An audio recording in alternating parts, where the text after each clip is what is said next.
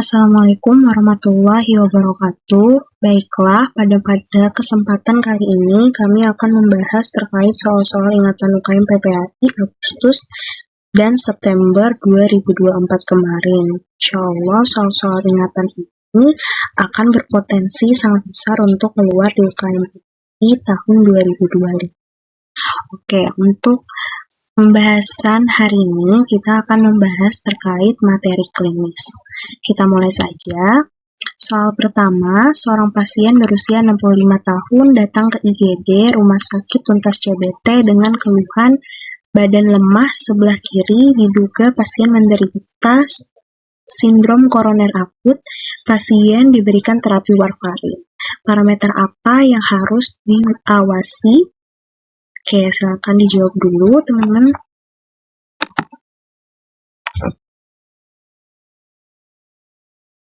Oke, pertanyaannya di sini adalah parameter yang harus diawasi pasiennya dengan sindrom koroner akut diberikan terapi warfarin.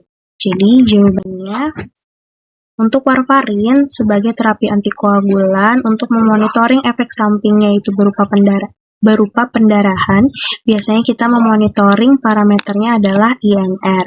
Sedangkan untuk heparin atau enoxaparin kita bisa monitoring APTT, dan untuk direct oral antikoagulan lain seperti edoxaban, dabigatran, rivaroxaban biasanya kita monitoring bleeding time-nya. Oke, kita lanjut ke soal nomor 2. Seorang pasien didiagnosa terkena TB. Pasien mendapatkan terapi isoniazid, rifampicin, etambutol, dan streptomycin. Pasiennya mengalami rasa nyeri pada bagian sendi jari kaki dan tangannya. Saat dilakukan pengecekan data laboratorium, didapatkan peningkatan nilai asam urat. Obat manakah yang menyebabkan efek samping tersebut? Oke, pada soal ini yang ditanyakan adalah efek samping. Kata kunci di soal, pasiennya mengonsumsi OAT berupa INH, Rifam, etambutol, dan streptomycin. Kata kunci lain, pasiennya mengalami rasa nyeri pada sendi jari kaki dan terjadi peningkatan nilai asam urat. Oke, di sini beberapa macam efek samping dari OAT yang sering keluar di UKM PPAI. Yang pertama ada INH, di mana efek samping yang sering terjadi itu adalah kesemutan atau nama lainnya neuritis perifer atau artalgia. Solusinya dikasih vitamin B6.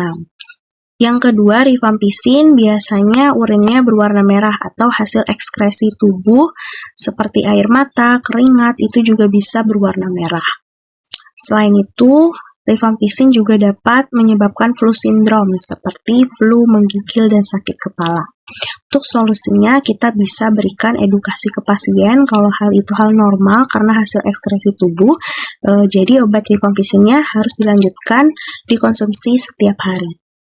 Yang ketiga yang menjadi jawaban untuk pertanyaan soal nomor 2 adalah pirazinamid. Karena pirazinamid efek sampingnya adalah hiperurisemia. Dia meningkatkan kadar asam urat sehingga diikuti dengan gejala nyeri sendi. Solusinya kita bisa kasih paracetamol dulu atau NSAID. Etambutol, efek samping yang sering terjadi adalah gangguan penglihatan. Jika terjadi gangguan penglihatan hingga sampai kebutaan, maka etambutol dapat dihentikan terapinya.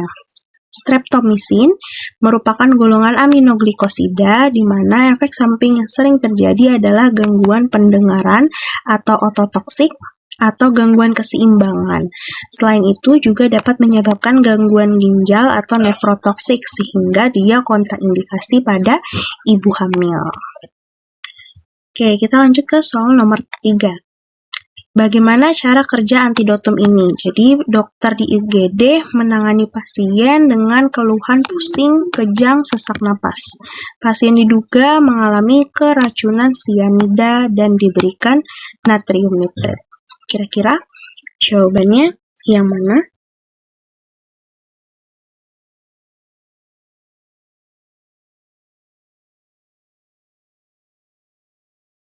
Oke, kita bahas soal nomor 3. Jawabannya yang B.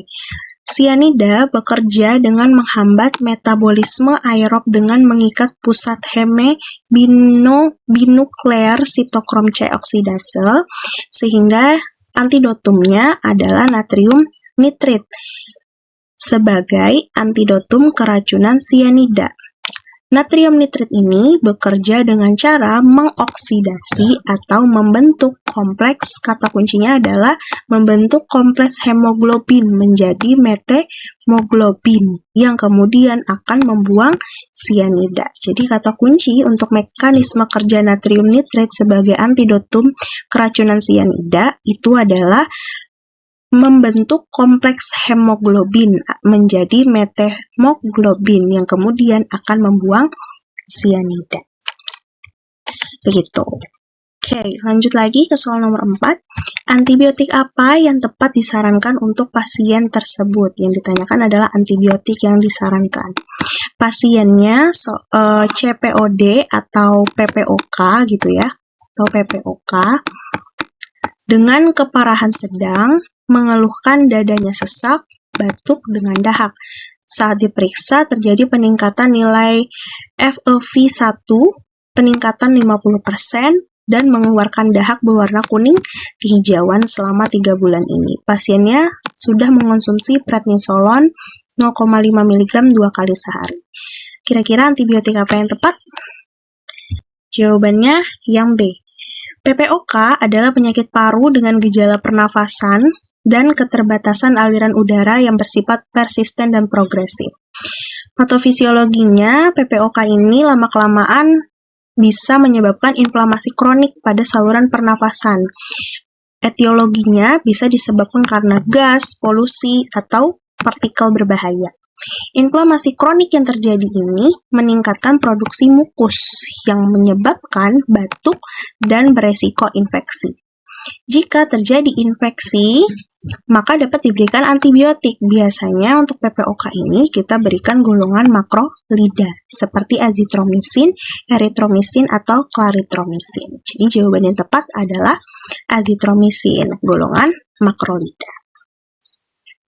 Oke, kita lanjut lagi ke nomor 5, bisa dijawab dulu. Di sini pertanyaannya obat apa yang tepat? Kata kuncinya di soal pasiennya kanker paru, nyeri hebat, skala nyerinya 9. Dokter sudah memberikan morfin 15 mg, tapi pasiennya masih mengeluh nyeri yang tidak kunjung hilang. Kira-kira jawabannya?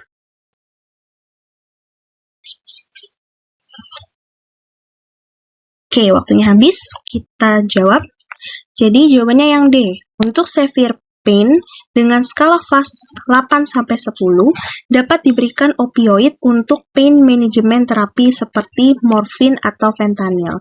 Jadi karena pasiennya ini masih nyeri setelah diberikan morfin, maka kita bisa switch terapi dengan opioid yang lain, yang satu golongan narkotika juga seperti fentanyl. Jadi kita bisa kasih fentanyl injeksi misal untuk meredakan nyerinya karena FAS-nya 9 gitu ya. Jadi kita perlu tambahan anti narkotik lainnya. Oke, pasti ini gampang ya. Kalau soal-soal anti nyeri itu dia ada yang mild pain atau nyeri ringan FAS 1-5 itu kita bisa kasih paracetamol dulu atau golongan NSAID. Tapi kalau udah moderate pain yang medium atau yang tengah-tengah gitu nyerinya ya. Nah, itu kita bisa kombinasi antara narkotik yang opioid ringan itu seperti kodein gitu ya, kodein dikombinasi dengan paracetamol atau NSAID, misal kayak ibuprofen gitu, atau bisa juga ditambahkan tramadol. Tapi kalau udah severe pain, di mana FAS-nya itu 8-10, biasanya kita kasih obat golongan opioid atau narkotika seperti morfin gitu. Bisa ditambahkan dengan paracetamol atau NSAID. Selain morfin juga bisa diberikan fentanyl. Kita lanjut ke soal nomor 6. Obat anti jerawat apa yang paling aman diberikan? Kata kunci di soal di sini, wanita datang ke poliklinik kulit dan kelamin keluhannya jerawat, meradang, dan komedo. Pasiennya juga mengeluh mual karena pasiennya sedang hamil trimester pertama. Oke, jadi kata kuncinya dia jerawat, meradang, komedo, lalu dia sedang hamil. Kira-kira obat anti jerawat apa yang aman diberikan kepada pasien tersebut? Oke, jawabannya adalah yang A, gitu ya. Jadi, algoritma menurut guideline dari American Academy of Dermatology tahun 2017, tata laksana acne vulgaris pada ibu hamil yang aman. Yang pertama, kalau derajat ringan, maka bisa dikasih benzoyl peroksida dulu, atau retinoid topikal, atau dengan kombinasi benzoyl peroksida dan antibiotik topikal. Kalau derajat sedang, bisa diberikan antibiotik oral, topikal retinoid, dan benzoyl peroksida. Lalu, pada derajat berat bisa diberikan isotretinoid oral atau antibiotik oral, benzoyl peroksida, antibiotik topikal, retinoid topikal, atau keduanya. Jadi kita bisa pilih benzoyl peroksida.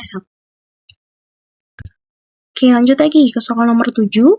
Obat apa yang dapat disarankan oleh apoteker untuk keluhan pasien tersebut? Oke, di sini kata kuncinya pasien laki-laki datang ke apotik, keluhannya flu, bersin-bersin saat malam hari, terutama pada saat udara dingin.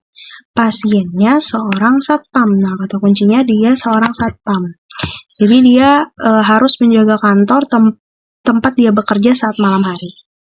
Oke, waktunya habis. Jawabannya adalah yang D. Jadi yang D ya. Yang D, fexofenadine.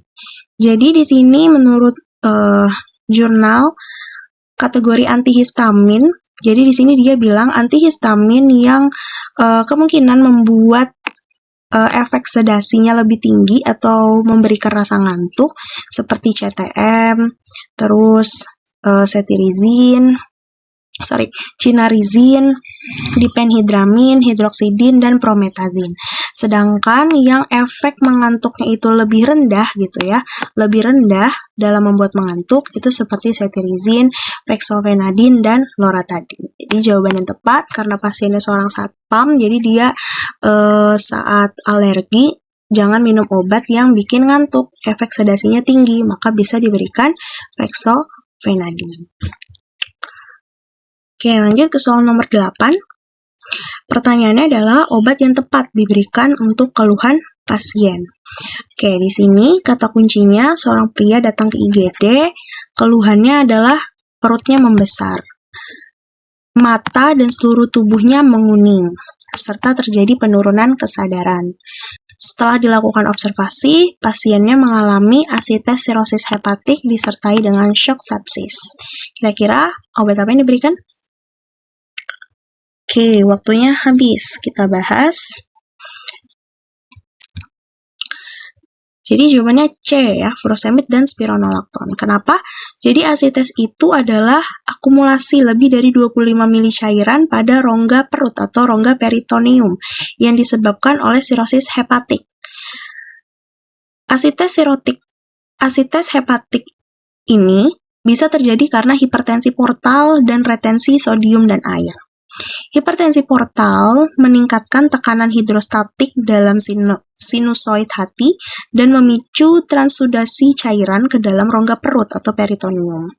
Hipertensi portal dapat terjadi karena adanya trombosis vena hepatika akut. Terapi yang dapat diberikan yaitu agen diuretik. Contohnya seperti spironolakton dan furosemid. Kenapa harus dikombinasi antara furosemid dan spironolakton? Tujuannya adalah untuk saling meminimalisir efek samping. Yaitu kita tahu kalau furosemid itu efek sampingnya adalah hipokalemia, sedangkan spironolakton efek sampingnya adalah hiperkalemia. Sehingga prefer dikombinasi antara kedua macam obat tersebut. Tujuannya adalah untuk saling meniadakan efek samping. Oke, kita lanjut ke soal nomor 9. Bisa dibaca dulu. Terapi apa yang dapat diberikan pertanyaannya? Kata kuncinya, pasiennya mengalami RA atau rheumatoid arthritis dan pasiennya juga sedang hamil 3 bulan. Dokter akan memberikan obat lini pertama golongan DMARD yang aman pada kondisi tersebut. Oke, kira-kira jawabannya yang mana ya?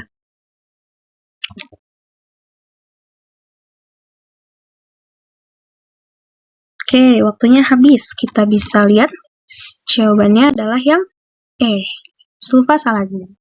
Jadi untuk ibu hamil, untuk tata laksana RA sendiri atau rheumatoid arthritis, ini kita bisa pilih sulfasalazin karena dia terapi RA yang aman untuk ibu hamil dan menyusui. Efek sampingnya berupa supresi sumsum tulang. Nah, obat-obat lain yang untuk RA tapi tidak untuk bumil seperti hidroksikloroquine, dia mempunyai efek samping toksik pada retina mata sehingga dikontraindikasikan pada pasien dengan gangguan mata atau seperti glaukoma. Yang kedua ada MTX atau methotrexate, dia merupakan golongan antagonis folat sehingga karena mekanisme kerjanya menghambat folat, otomatis efek samping yang sering terjadi adalah anemia. Dan juga dia bersifat hepatotoksik.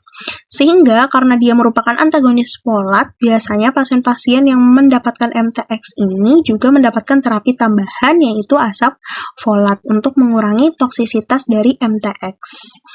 Oke, sedangkan untuk ibu hamil tadi itu ya, yang aman adalah sulfasalazin. Oke, kita lanjut ke soal nomor 10. Antibiotik apakah yang tepat diberikan kepada pasien? Oke, sambil saya bacakan. Di sini kata kuncinya pasiennya datang ke IGD, keluhannya sesak sejak 3 hari yang lalu, disertai dengan batuk berdahak. Pasiennya merupakan perokok berat dan bekerja di tambang batu bara ya. Diketahui pasiennya memiliki riwayat penyakit DM. Dokter mendiagnosa PPOK complicated exacerbation karena dia dengan komorbid ya. Komorbidnya DM. Pasiennya akan diberikan inhalasi LABA dikombinasi dengan ICS serta aminofilin. Dokter juga memberikan antibiotik. Kira-kira antibiotik apa yang tepat untuk pasien tersebut? Oke, di sini kita sudah dijelaskan untuk CAP gitu ya, untuk CAP yang dengan komorbid gitu ya, dengan komorbid biasanya kita bisa menggunakan 2 terapi, yaitu kombinasi terapi golongan beta-laktam seperti amoksisilin clavulanat atau cefalosporin dikombinasi dengan makrolida atau doxycycline, atau bisa diberikan monoterapi golongan fluoroquinolone khusus respiratori. Jadi jawabannya yang D, levofloxacin. Jadi kita lebih menggunakan monoterapi golongan fluoroquinolone respiratori. Contohnya kayak levo, terus sama moxi. Nah, itu dia merupakan golongan fluoroquinolone yang respiratori. Jadi jawabannya yang D. Karena dia dengan komorbid gitu ya teman-teman. Karena dia dengan komorbid. Nah, kalau tanpa komorbid, maka bisa tunggal gitu. Bisa tunggal amoksisilin, atau tunggal doxycycline, atau tunggal golongan makrolida. Oke, lanjut kita ke soal berikutnya. Saya bantu bacakan soalnya sambil dijawab. Dokter bertanya, pada apoteker kira-kira obat apa yang direkomendasikan? Pasiennya seorang anak, datang ke IGD dengan keluhan nyeri saat buang air kecil disertai dengan nanah. Ternyata saat dilakukan pemeriksaan, dokter mendiagnosis anaknya gonore. Pasien tidak mengalami penyakit lain, tetapi dia memiliki riwayat alergi levofloxacin. Kira-kira obat apa yang tepat untuk anak tersebut? Oke, waktunya habis. Kita lihat jawabannya yang A. Jawabannya yang A ya. Jadi untuk Neisseria gonorrhoeae, biasanya terapinya itu kita kasih kombinasi sebenarnya ya, harusnya sih kombinasi, yaitu antara cefixime atau ceftriaxone dikombinasi dengan doxycycline atau azithromycin. Gitu. Jadi kalau di Indonesia terapinya itu adalah first line-nya cefixime dikombinasi dengan doxycycline atau ceftriaxone dikombinasi dengan doxycycline. atau bisa juga cefixim atau ceftriaxone dikombinasi dengan azitromisin. Jadi jawabannya yang A untuk terapi Neisseria gonorrhoeae. Oke, lanjut lagi. Pertanyaan selanjutnya, apakah yang Anda sarankan kepada wanita tersebut? Jadi, seorang wanita datang ke apotik untuk berkonsultasi dengan apoteker. Selama ini wanita tersebut rutin mengonsumsi pil KB oral dan mengatakan kepada apoteker bahwa dia lupa meminum pil KB yang seharusnya diminum pada 36 jam yang lalu. Jadi kata kuncinya adalah 36 jam yang lalu. Kira-kira apa yang harus dilakukan? Oke, kita lihat jawabannya. Jadi kalau lupa minum pil KB, yang pertama, kalau lupanya kurang dari 24 jam, maka harus segera diminum pil KB-nya ketika ingat. Tapi kalau lupa 24 jam hingga 48 jam, tapi masih kurang dari 48 jam, maka minum satu pil yang terlupa dan minum satu pil lagi pada jam biasa menggunakan pil. Karena di sini pasiennya lupa minumnya 36 jam, berarti kan kurang dari 48 jam. Berarti dia minum satu pil ketika dia ingat dan satu pil lagi saat di jam dia rutin minum pilnya. Jadi ada kemungkinan minum 2 pil di hari yang sama. Jadi minum satu pil ketika dia ingat, lalu satu pil lagi di jam yang dia biasa minum pil KB-nya. Gitu. Karena masih 36 jam, masih kurang dari 48 jam. Tapi kalau lupanya itu lebih dari 48 jam, artinya lebih dari 2 hari, maka minum satu pil ketika ingat dan satu pil pada jam biasa menggunakan obat. Lalu pasien juga harus menggunakan kontrasepsi tambahan, kontrasepsi non-hormonal seperti menggunakan kondom atau menghindari hubungan seksual hingga pil diminum teratur kembali. Oke, yang ke-13. Obat apa yang dapat disarankan oleh apoteker? Oke, waktunya 30 detik sambil saya bantu bacakan. Di sini, pasiennya datang ke klinik kecantikan dengan keluhan rambutnya yang menipis setiap bulan dan hampir mengalami kebotakan. Pasien tersebut mengatakan bahwa ini keturunan dari keluarganya. Tapi dia nggak pede gitu ya, nggak percaya diri. Dokter bertanya kepada apoteker terapi apa yang dapat diberikan. Oke, jawabannya yang C, betul, minoxidil. Jadi minoxidil ini kita tahu dia itu memang digunakan untuk bisa mengatasi kebotakan gitu ya. Jadi kerjanya gimana sih? Kerjanya adalah dengan mengurangi kerontokan rambut, meningkatkan densitas rambut, dan efek angiogeniknya dapat mengembalikan folikel rambut yang mengalami miniaturisasi. Selain dengan minoxidil, FDA juga approve gitu ya, penggunaan finasteride pada kasus alopecia androgenetik atau kebotakan. Jadi selain minoxidil, ternyata bisa juga dengan menggunakan finasteride dan itu sudah disetujui oleh FDA. Oke, soal yang ke-14. Obat apa yang diberikan apoteker kepada pasien tersebut? Pasiennya hamil 8 bulan, datang ke apotik karena sakit kepala, karena pasiennya sedang flu. Kira-kira obat apa sih yang paling aman untuk ibu hamil tersebut? Oke, silakan dijawab dulu.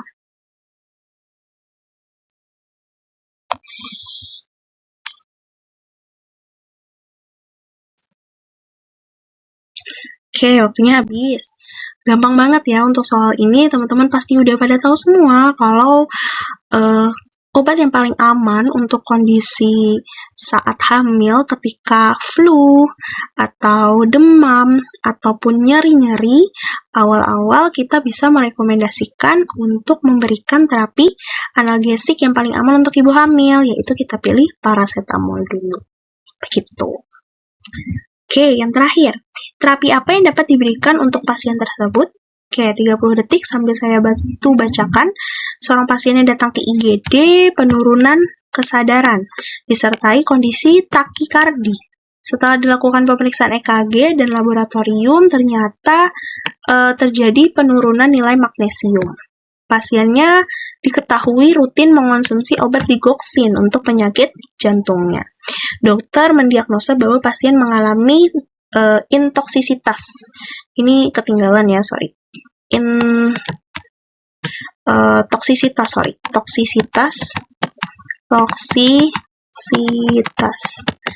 toksisitas digoksin atau keracunan digoksin. Jadi terapi apa sih yang tepat untuk pasien tersebut?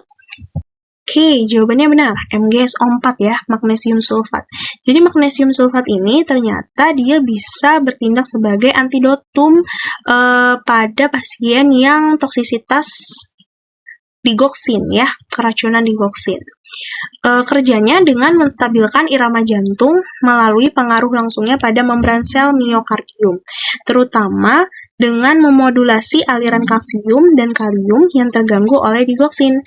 Dengan demikian, membantu mengendalikan aritmia yang disebabkan oleh overdosis penggunaan digoksin. Pada hakikatnya, magnesium membantu melawan aktivitas listrik abnormal di jantung yang disebabkan oleh intoksisitas atau digitalisasi digoksin dengan menjaga keseimbangan elektrolit di dalam sel-sel jantung. Jadi MgSO4 juga bisa sebagai antidotum pada keracunan digoksin dengan kerja mengembalikan atau menstabilkan kembali irama jantung dengan memasukkan magnesiumnya. Jadi tujuan magnesiumnya adalah menjaga keseimbangan elektrolit yang tepat di dalam sel-sel jantung. Oke, mungkin sedikit yang bisa saya sampaikan terkait materi klinis soal ingatan UKM PPAI. Mungkin ini hanya bisa memberikan teman-teman gambaran soal-soal yang pernah keluar gitu di UKM PPAI. Baiklah, mungkin itu saja yang dapat saya bahas pada pertemuan ini. Jika teman-teman merasa video ini bermanfaat, jangan lupa share ke teman-teman yang lain. Semoga membantu teman-teman dalam mempersiapkan ujian UKM PPAI-nya. Terima kasih, semoga bermanfaat untuk kalian dan untuk aku juga. Wassalamualaikum warahmatullahi wabarakatuh.